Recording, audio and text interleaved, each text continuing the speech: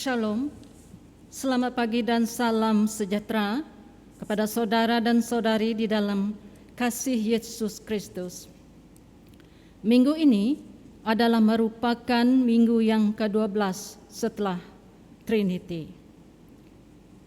Dan marilah kita sama-sama mempersiapkan hati kita untuk datang ke hadirat Tuhan, untuk memuji, menyembah, dan memuliakan nama Dia melalui ibadah kita pada pagi ini.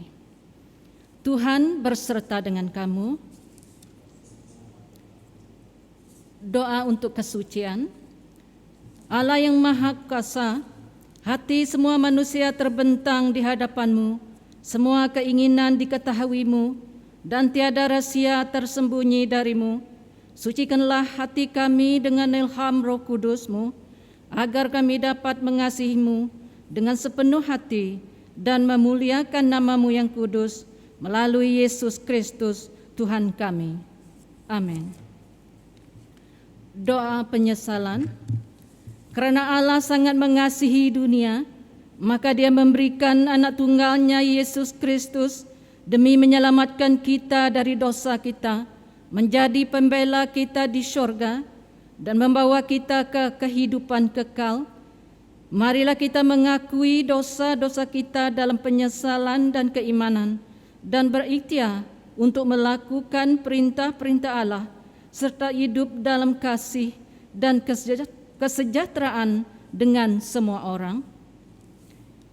Semua Allah Maha Berkuasa Bapa Syurgawi, kami telah berdosa terhadap Engkau dan terhadap sesama kami manusia dalam fikiran, pertuturan, dan perbuatan, melalui kelalaian, kelemahan, dan kesalahan yang disengajakan.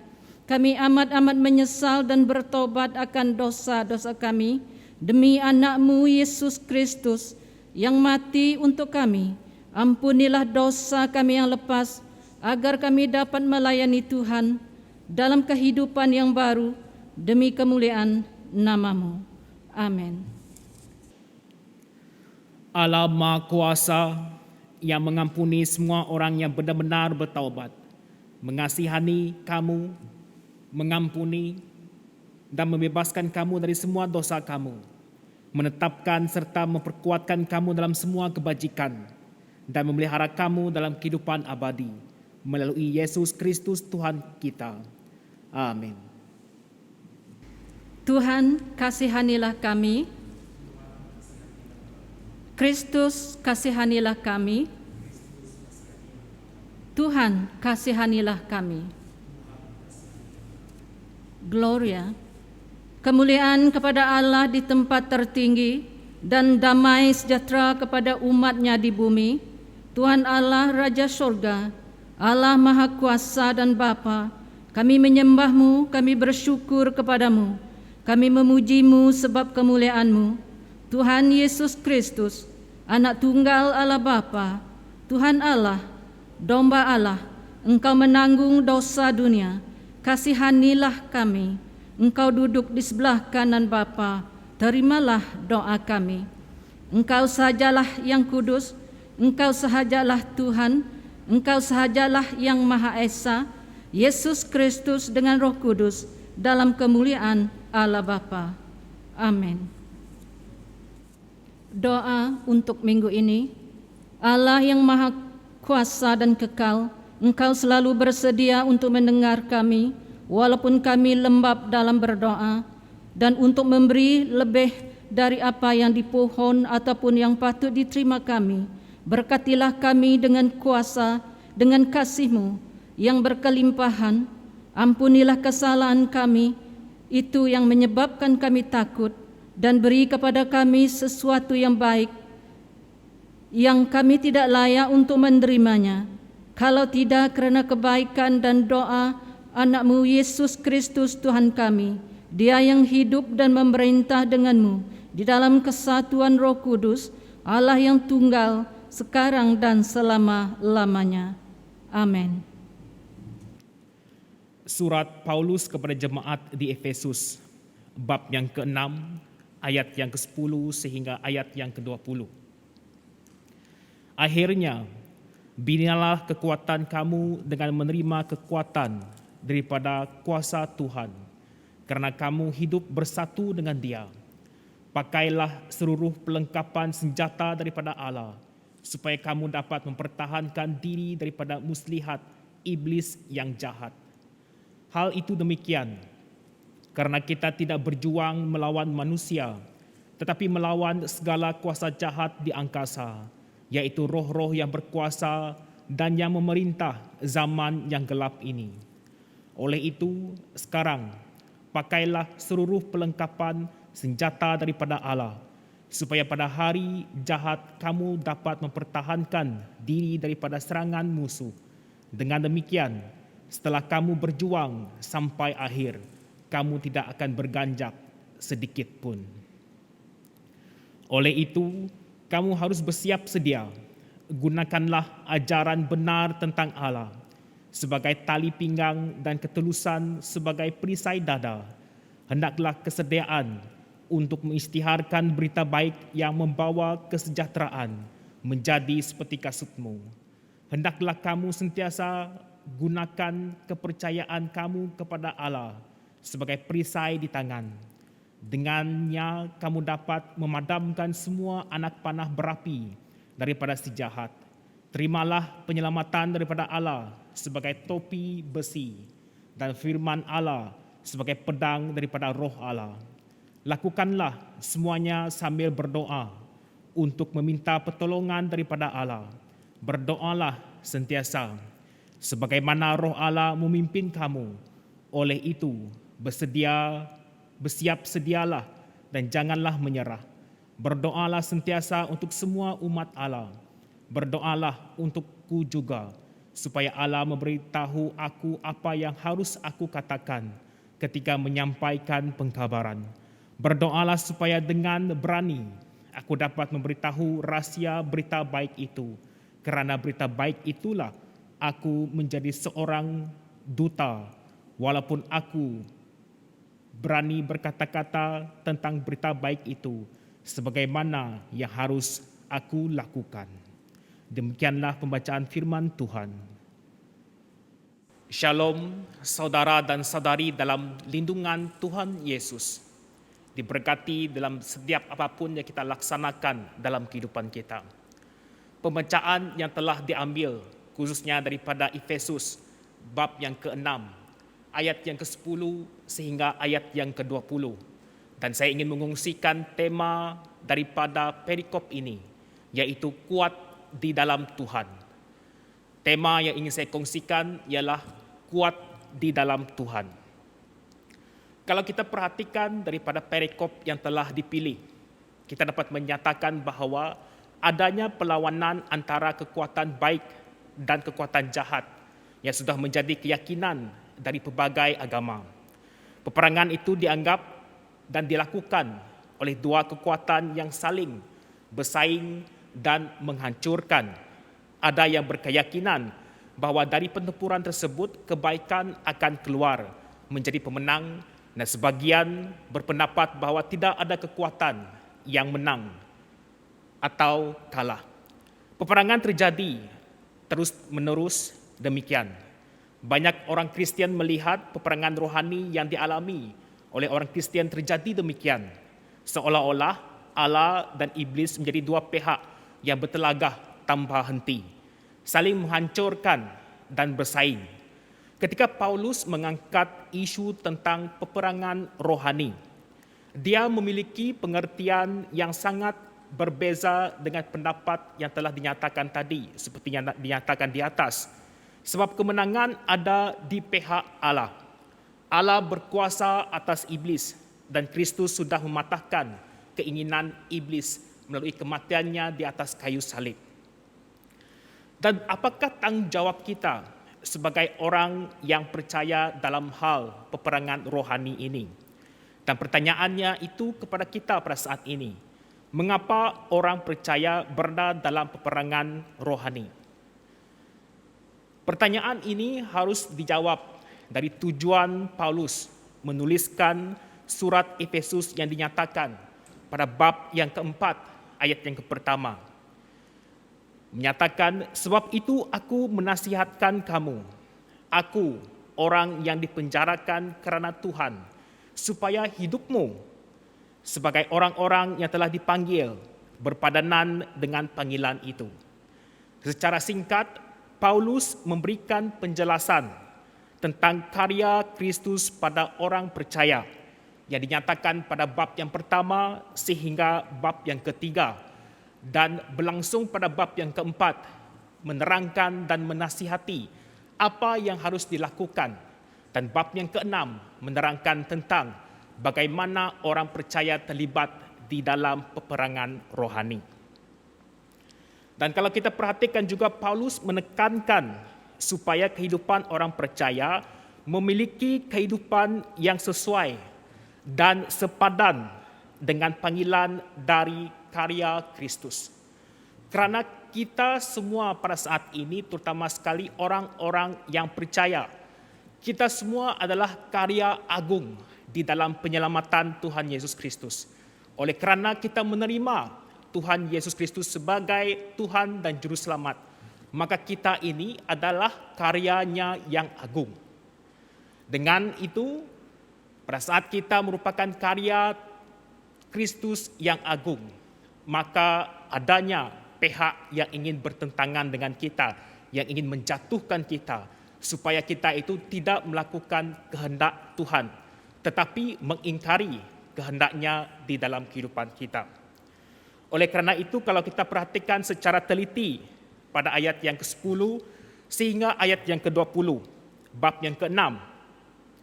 Paulus menyatakan bahwa hidup berpadanan dengan panggilan tersebut adalah salah satu yang dinyatakan dalam peperangan rohani yang menjadi kewajipan yang dijalani oleh setiap orang percaya.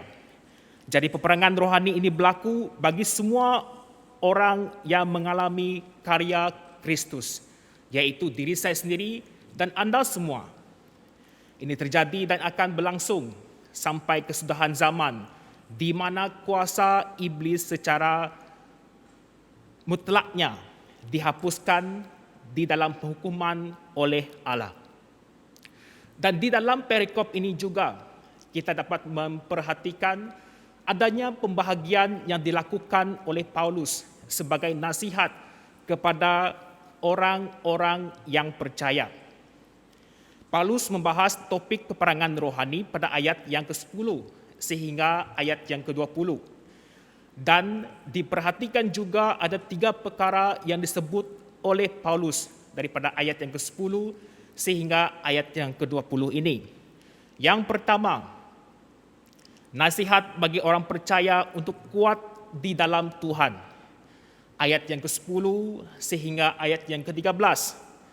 Yang kedua adalah penjelasan tentang perlengkapan senjata Allah, supaya setiap orang percaya dapat berdiri teguh dalam peperangan melawan iblis. Ayat yang ke-14 sehingga ayat yang ke-17. Dan yang terakhir yaitu yang ketiga, yaitu membahas tentang betapa pentingnya kita sebagai orang-orang yang percaya harus sentiasa berjaga dan berwaspada. Terutama sekali kita harus menetapkan diri kita, menguatkan diri kita di dalam doa, yaitu pada ayat yang ke-18 sehingga ayat yang ke-20. Inti dari nasihat Paulus di sini adalah tentang kuat di dalam Tuhan saat peperangan rohani berlangsung melawan tipu daya iblis dengan mengenakan senjata Allah. Oleh karena itu, ia mendukung tema yang ingin saya kongsikan pada pagi hari ini, yaitu kuat di dalam Tuhan. Kuat di dalam Tuhan berarti bahawa kekuatan yang kita miliki untuk melawan iblis ini bukanlah daripada kekuatan kita, tetapi kita dikuatkan oleh perlengkapan yang telah diterangkan oleh Paulus pada ayat yang ke-10 sehingga ayat yang ke-20. Inti yang pertama yang ingin saya kongsikan ialah pada ayat yang ke-10 sehingga ayat yang ke-13. Dan tema kecilnya adalah kuat di dalam Tuhan. Hal yang menarik dari nasihat Paulus dalam ayat 10 adalah kalau kita perhatikan daripada bahasa aslinya yang merujuk hendaklah kalian dikuatkan. Ini menunjukkan bahawa ada faktor pemamkin yang membuatkan orang percaya menjadi kuat, yaitu Tuhan dengan segenap kuasanya. Dan kalau kita perhatikan secara spesifik, kuasa Allah tersebut disebut dalam pasal ataupun bab yang pertama ayat yang ke-19 sehingga ayat yang ke-20. Yaitu sebagai kuasa yang telah membangkitkan Yesus dari kematian dan menempatkan Yesus pada posisi terhormat, duduk di sebelah kanan Allah. Oleh karena itu, dengan kuasa Allah yang sama, Paulus menasihati dan mengingatkan jemaat supaya memahami dan mengalami kuasa Allah tersebut. Maka kuasa itu sangat berguna kepada kita supaya kita tetap kuat di dalam Tuhan.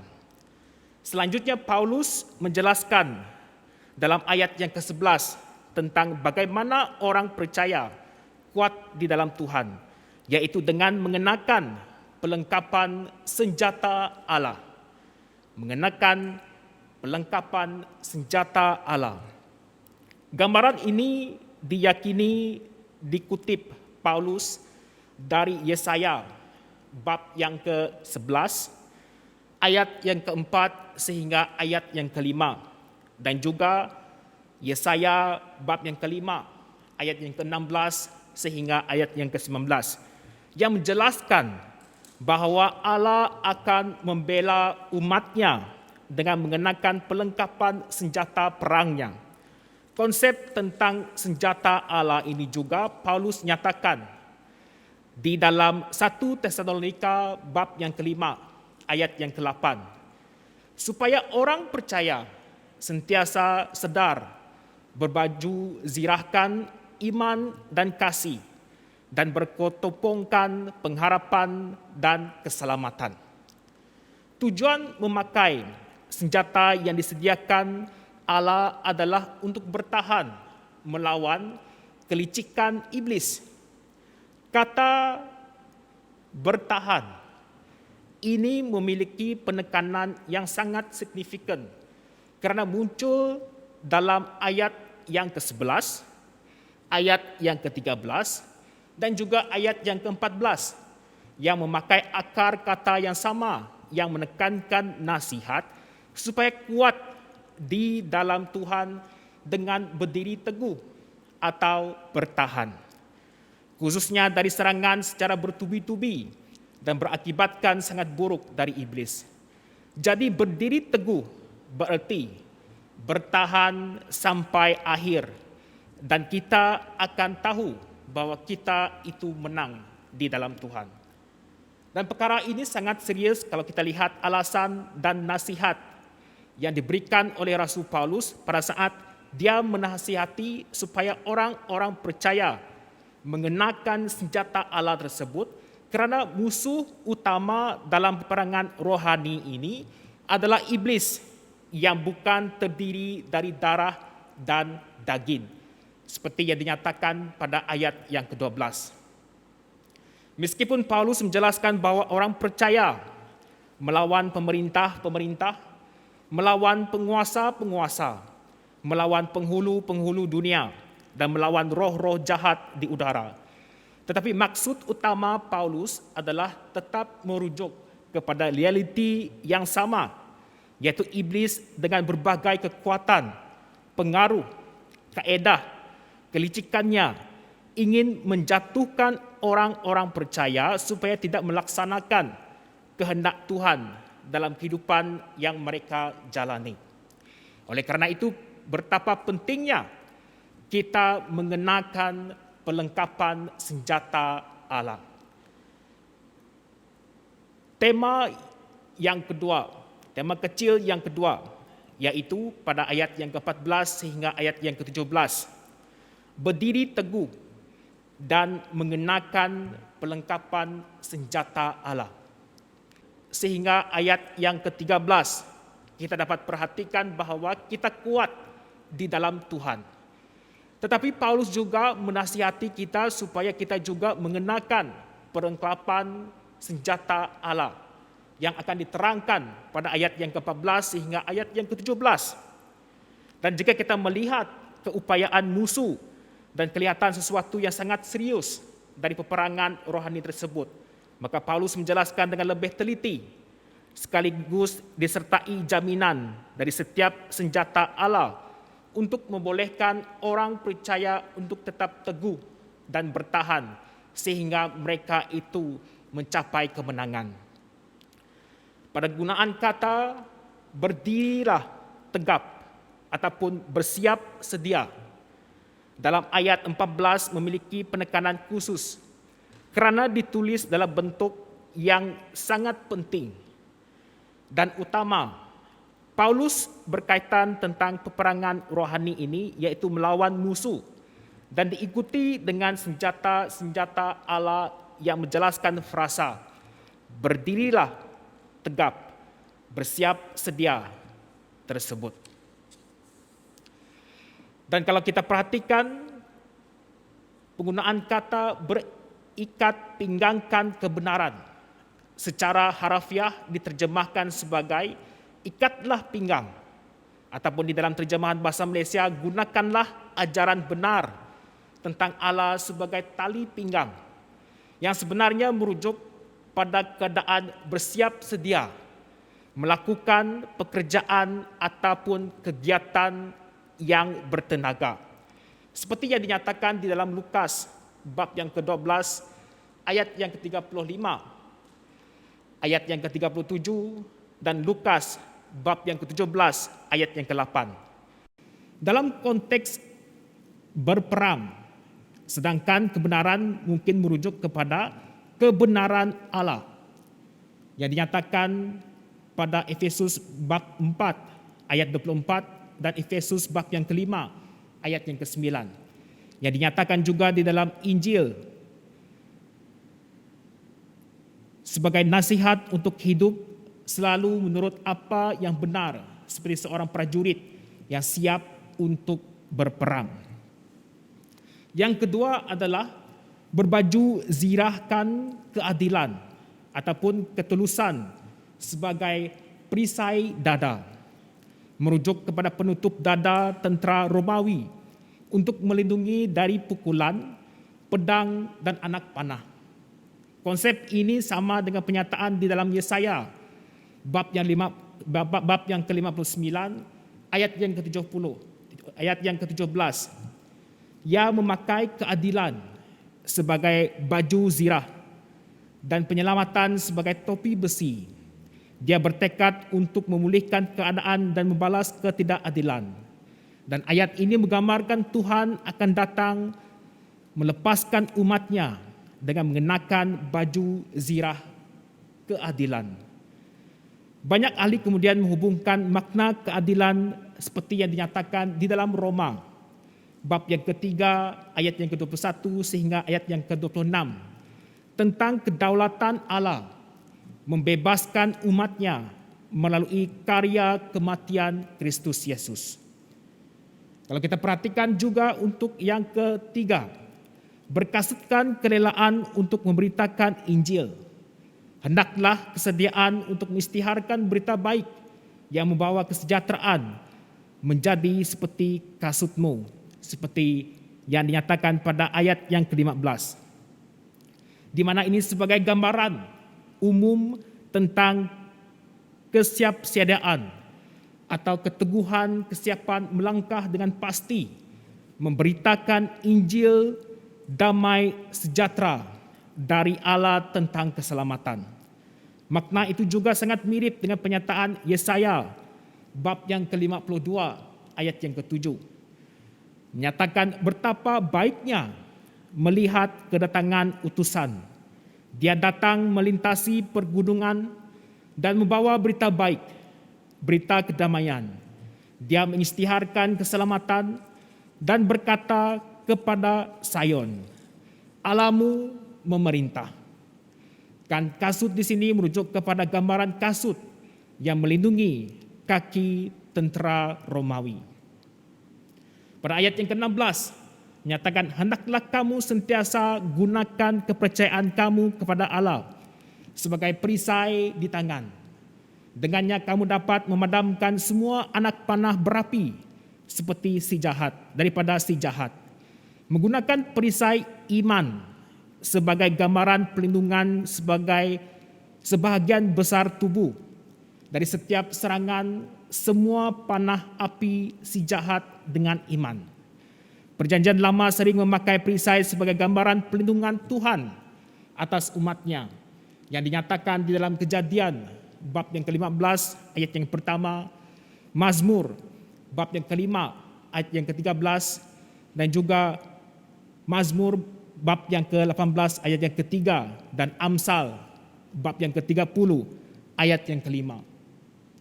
Iman di sini diartikan dengan keyakinan, kepercayaan, kesetiaan, janji setia, dan tanggung jawab orang percaya kepada Allah dan Kristus yang akan menjadi pelindung dalam peperangan rohani melawan iblis. Pada ayat yang ke-17, yaitu terimalah ketopong keselamatan, ataupun di dalam terjemahan bahasa Malaysianya, yaitu topi besi. Topi besi merujuk kepada penutup kepala prajurit Romawi yang memiliki bagian leher untuk memberikan pelindungan kepala dan bagian yang terpenting. Makna topi besi keselamatan ini dikaitkan dengan keselamatan dari Allah sebagai anugerah yang banyak ditekankan di dalam surat Efesus. Khususnya bab yang kedua, ayat yang kelima sehingga ayat yang keenam. Dan juga ayat yang ke-8 dan seterusnya yang telah menyatakan anugerah yang telah Allah kerjakan untuk umatnya. Dan senjata yang terakhir adalah pedang roh. Pedang roh diidentifikasikan sebagai firman Allah yang dalam tulisan Paulus sering disebut dengan Injil. Hal ini menekankan pemberitaan sebenar dari berita Injil yang diterima oleh Roh Allah, sehingga firman itu menjadi seperti pedang dalam peperangan melawan muslihat iblis. Jadi semua perlengkapan senjata Allah di sini adalah perlengkapan senjata untuk berjuang dan menang melawan iblis yang diambil dari ilustrasi perlengkapan tentera Romawi. Jika kita mengenakan semua kelengkapan itu, maka kita akan mampu untuk bertahan dan melawan kelicikan dan panah api daripada iblis. Jika melihat kembali pada makna istilah berjuang pada ayat yang ke-12, maka kata yang lebih sesuai yaitu pergelutan langsung yang melibatkan tangan, kaki dan seluruh anggota. Juga bererti bergelut yang dinyatakan daripada bahasa aslinya. Ini menunjukkan pertempuran ialah jarak dekat secara langsung dan berlanjutan dengan iblis dalam peperangan rohani. Karena kita bukan menentang sesuatu yang ada darah dan daging, tetapi kita menentang sesuatu yang tidak dilihat. Untuk menentang sesuatu yang tidak dilihat, Paulus menggunakan kelengkapan askar Romawi untuk menunjukkan bahawa kita harus diperlengkapi dalam semua tubuh badan kita supaya tidak ada kelemahan yang boleh mampukan iblis untuk menggoda dan buatkan ia menjatuhkan kita dan tidak melaksanakan kehendak Tuhan. Dan yang ketiga, ayat yang ke-18 sehingga ayat yang ke-20, berjaga-jaga dan berdoa. Dalam perikop ini, Paulus menyatakan bahawa fokus utama dalam peperangan rohani di sini adalah berdoa setiap waktu dan berjaga-jaga dalam ketekunan dan permohonan. Istilah berdoalah setiap waktu dalam roh sama sekali bukan merujuk kepada berdoa selalu dengan menggunakan bahasa roh. Ia lebih bererti pada suatu ketetapan yang berterusan dalam tindakan berdoa dan memohon kepada Allah sesuai dengan kepimpinan atau pertolongan Roh Kudus. Sikap berterusan ini juga nampak dalam penyataan berjaga-jaga di dalam doamu, itu dengan permohonan yang tidak putus-putusnya. Kata secara harafiah, berjaga-jaga bererti tetap bangunlah, di mana ia juga bererti adanya kewaspadaan. Sedangkan makna istilah permohonan yang tidak putus-putusnya secara harafiah diterjemahkan dalam setiap kegigihan dan permohonan. Kata tak putus-putus di sini berarti tanpa menyerah atau berhenti. Ini adalah keperluan penting dalam melaksanakan peperangan rohani, yaitu dengan berdoa sentiasa. Sebab pertahanan terkuat bagi orang beriman adalah doa. Selanjutnya Paulus juga meminta setiap orang percaya mendoakan dia dan segenap orang percaya supaya dia secara khusus dimampukan memberitakan rahsia Injil yang belum banyak diketahui orang dengan benar dan dengan berani sebagai utusan Kristus. Pada saat ini kita juga harus mendukung dan mendoakan hamba-hamba Tuhan bukan sahaja di gereja kita tetapi juga di seluruh dunia, supaya mereka dengan beraninya memberitakan Injil Tuhan, supaya lebih banyak lagi jiwa yang akan dimenangkan. Dari sini nampak sangat jelas bahwa peperangan rohani juga berkait dengan penjangkauan jiwa-jiwa melalui pemberitaan Injil sebagai wujud persaingan aktif memenangkan banyak jiwa untuk Tuhan. Semakin kita giat untuk melaksanakan kehendak Tuhan, maka iblis juga semakin giat untuk melemahkan kita. Marilah kita memperkenalkan semua senjata yang telah dinyatakan oleh Rasul Paulus kepada kita, supaya kita dapat dimampukan dan dikuatkan dalam kehidupan yang telah ditetapkan oleh Tuhan dalam kehidupan kita. Dan kalau kita perhatikan di dalam aplikasi, orang percaya perlu menyedarkan diri mereka supaya mereka itu harus hidup seperti umat Allah yang sejati dalam kekudusan dan kerohanian yang sejati. Dan proses ini berlangsung secara terus-menerus dan langsung. Oleh karena itu, orang beriman memerlukan segala kelengkapan rohani dari Allah dan bersama Allah melawan serta mengalahkan iblis.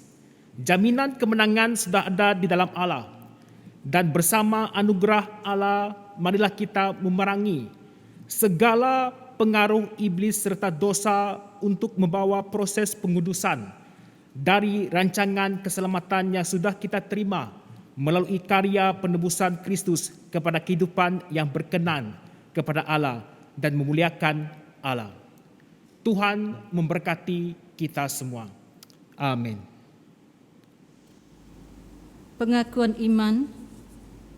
Semua kami percaya kepada Allah yang tunggal, Dia Bapa yang Maha Kuasa, pencipta langit dan bumi, juga segala sesuatu yang kelihatan dan tidak kelihatan.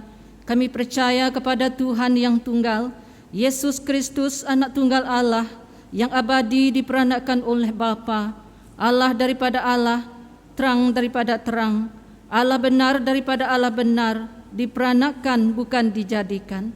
Dia sama dengan Bapa, melaluinya segala sesuatu dijadikan untuk kita dan keselamatan kita. Dia turun dari syurga oleh kuasa Roh Kudus, Dia dikandungkan oleh perawan Maria dan menjadi manusia. Demi kita Dia disalibkan semasa pemerintahan Pontius Pilatus. Dia menderita, disiksa hingga mati dan dikuburkan. Pada hari ketiga Dia bangkit menurut yang dinubuatkan dalam Alkitab. Dia naik ke syurga dan duduk di sebelah kanan Bapa. Dia akan kembali dalam kemuliaan untuk menghakimi orang yang masih hidup dan yang telah mati. Dan kerajaannya tidak akan berakhir. Kami percaya kepada Roh Kudus, Dia Tuhan pemberi hidup, yang datang daripada Bapa dan Anak. Bersama Bapa dan Anak, Dia disembah dan dimuliakan. Dia telah berfirman melalui para nabi. Kami percaya pada Eklesia yang satu, kudus, Katolik dan Rasuli. Kami mengakui satu pembaptisan untuk pengampunan dosa. Kami menantikan kebangkitan orang mati dan kehidupan di dunia akan datang. Amin. Berkatilah Tuhan firman-Mu yang telah kami dengar sebentar saja tadi Bapa, yang disampaikan oleh hamba-Mu Reverend Billy. Berkatilah ia ke dalam hati kami, supaya kami menjadi orang yang kuat di dalam-Mu Tuhan, agar Engkau di dalam kami dan kami di dalam-Mu. Marilah kita berdoa untuk Eklesia dan untuk dunia ini, dan marilah kita mengucap syukur kepada Tuhan Bapa atas kebaikan-Nya. Tuhan Bapa yang Maha Berkuasa, Bapa Surgawi kami, Engkau telah berjanji melalui anak-Mu Yesus Kristus Tuhan kami, untuk mendengar kami apabila kami berdoa dengan iman. Terima kasih Tuhan atas janji-Mu itu. Sesungguhnya kami percaya, kerana janji-Mu adalah iya dan amin. Di Diosis Kuching dan Brunei Darussalam, perkasakanlah dengan hikmat, kebijaksanaan, dan kemampuan ilahi Bishop Donald Judd dan penolong Bishop Nelson Ugas, dan ke semua para pedri, dan ke semua para pelayan di seluruh gereja di dalam diosis ini, dalam pelayanan Kristus. Begitu juga kepada semua orang yang percaya kepadamu Tuhan, dan mengakui namamu, dapat bersatu dalam kebenaran-Mu, menyembah-Mu di dalam roh dan kebenaran.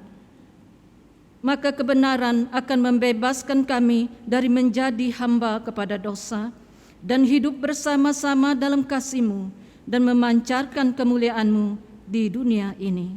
Tuhan, dengan belas kasihan-Mu,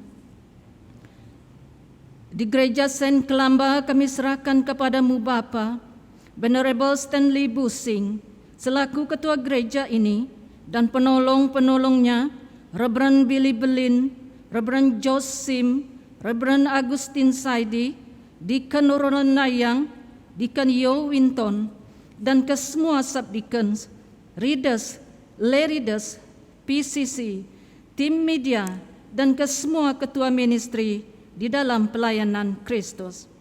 Kami berdoa menyerahkan mereka kepadamu Bapa.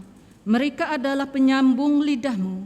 Justru Roh Kudus pimpinilah mereka dan urapilah mereka dengan kuasa-Mu, supaya mereka mampu mempersembahkan yang terbaik buat-Mu dan saling mendorong, saling melengkapi demi kemuliaan nama-Mu yang kudus. Dan berkatilah keperluan dan keuangan gereja ini, agar ianya sentiasa mencukupi. Tuhan, dengan belas kasihan-Mu, Tuhan, kami serahkan kepadamu mereka yang memerintah negara Malaysia, yang di Pertuan Agong, Perdana Menteri, semua menteri, dan semua ketua di bawah kerajaan persekutuan dan negeri, swasta dan badan berkanun. Kurniailah dengan kebijaksanaan, agar mereka dapat menjalankan tanggungjawab yang telah diamanahkan kepada mereka dengan adil dan saksama, telus dalam segala perkara, mementingkan hak rakyat dan bukan untuk kepentingan pribadi, dan punya hati yang takut akan Tuhan. Pimpinilah negara Malaysia dan negara-negara lain ke jalan yang benar, kedamaian dan semangat perpaduan, supaya semua orang saling menghormati, hidup dalam harmoni, dan bekerja demi kebaikan sejagat. Sembuhkanlah ke seluruh muka bumi ini Bapa, negara Malaysia amnya, dan negeri Sarawak khususnya, dari ancaman virus COVID-19 dan varian baharu yang sedang bermaharajalela ketika ini, seperti singa yang mengaum-aum dan mencari orang yang dapat ditelannya. Tuhan, kami mohon belas kasihan-Mu, hentikanlah Bapa virus tersebut. Kami percaya bahwa Engkau adalah Tuhan yang Maha Pengasih dan setia kepada setiap umat-Mu yang beriman kepadamu. Tuhan yang disembah oleh bapa kami Abraham, Ishak dan Yakub. Lindungilah ke semua para petugas di barisan hadapan dari ancaman virus tersebut, di mana saja mereka bertugas, kepada rakyat jelata supaya mematuhi SOP yang telah dilaksanakan oleh kerajaan demi membendung penularan wabak tersebut. Pulihkanlah dan rangsangkanlah semula pertumbuhan ekonomi negara kami yang terjejas stroke akibat pandemik 19. Ramai yang terjejas dan kehilangan sumber pendapatan. Tuhan, dengan belas kasihan-Mu, Tuhan, kami menyerahkan diri kami dan semua seisi keluarga kami kepadamu, di mana saja mereka berada, keluarga kami Bapa yang jauh dari kami. Selimutilah semua kami dengan darah-Mu, darah perjanjian baru yang berkuasa di atas segala ruh kejahatan dan segala sakit penyakit. Tuhan, Engkaulah tempat kami berlindung.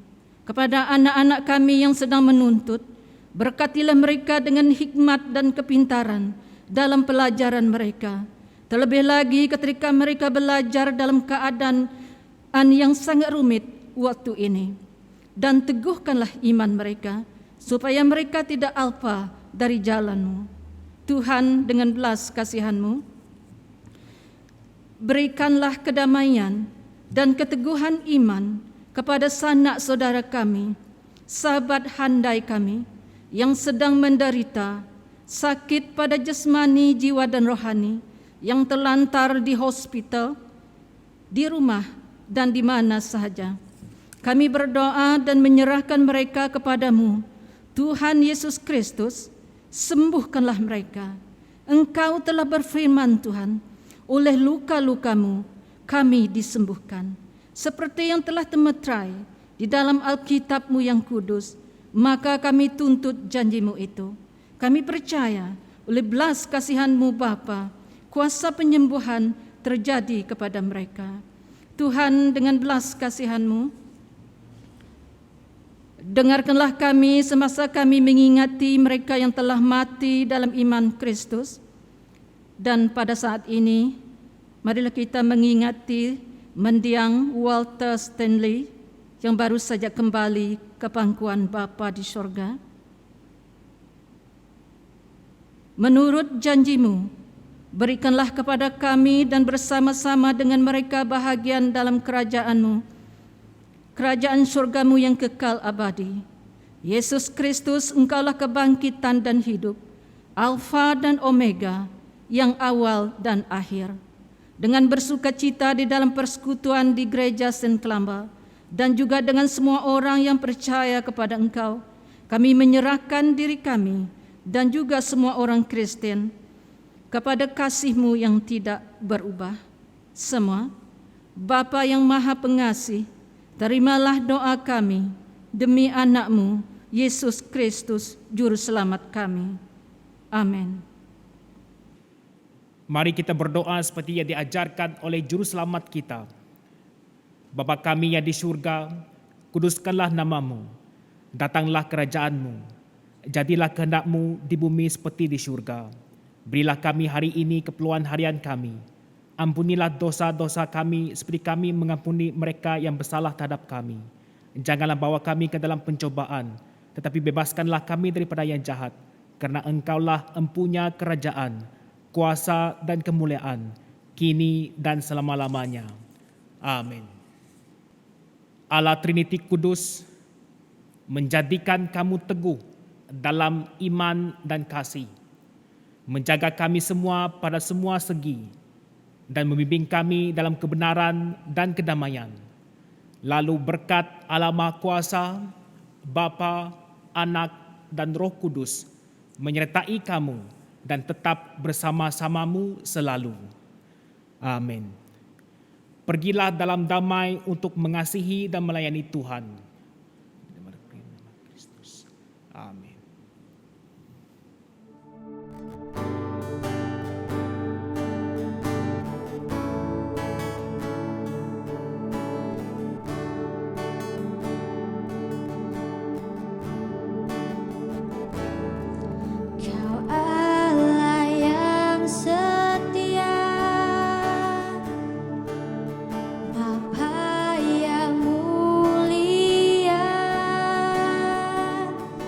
Kau